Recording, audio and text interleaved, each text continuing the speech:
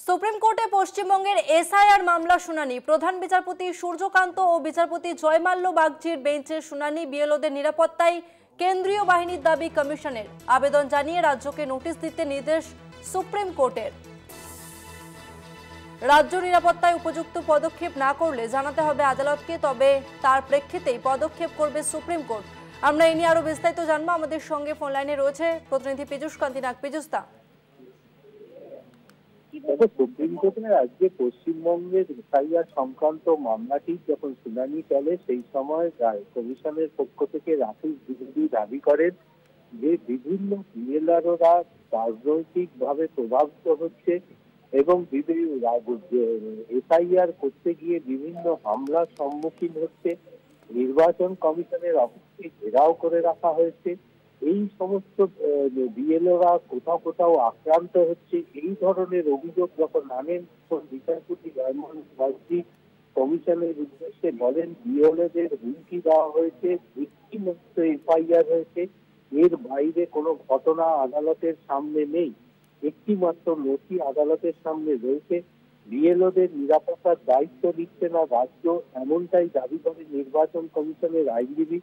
কেন্দ্রীয় প্রধান বিচারপতি সূর্যকান্ত কমিশনের উদ্দেশ্যে বলেন যে কমিশন এবং কেন্দ্রীয় সরকারের কাজ বিএলআরওদের নিরাপত্তার বিষয়টি দেখার এবং তাদেরকে এই বিষয়টিতে রাজ্য সরকারকে নোটিশ জারিও করা উচিত।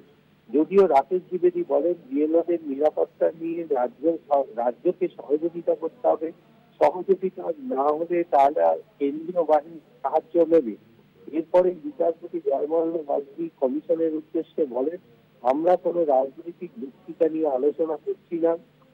বিএলওরা প্রতিদিন 37 জন ভোটারের দায়িত্ব নেন, প্রতিদিন 7 থেকে 8টি ঘুরলেই তাদের সময় শেষ হয়ে যাচ্ছে।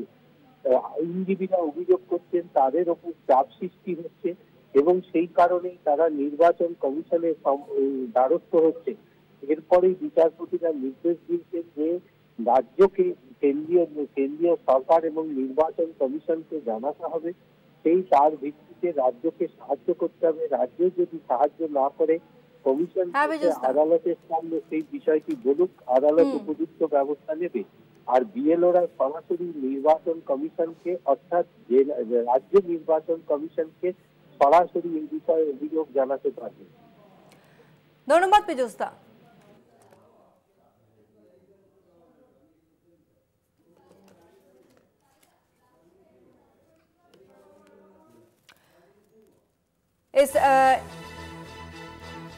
বিচারপতি জয়মাল্য বাগচি তিনি বলেন যে কমিশনের কাছে বিএলওদের হুমকি মাত্র একটি অভিযোগ রয়েছে, একটি এফআইআর হয়েছে, এর বাইরে কি আর কোনো ঘটনা নেই। বিএলওদের নিরাপত্তার দায়িত্ব পুলিশ রাজ্যের অধীনে রয়েছে। রাকেশ দ্বিবেদী কমিশনের আইনজীবী তিনি এই মন্তব্য করেন।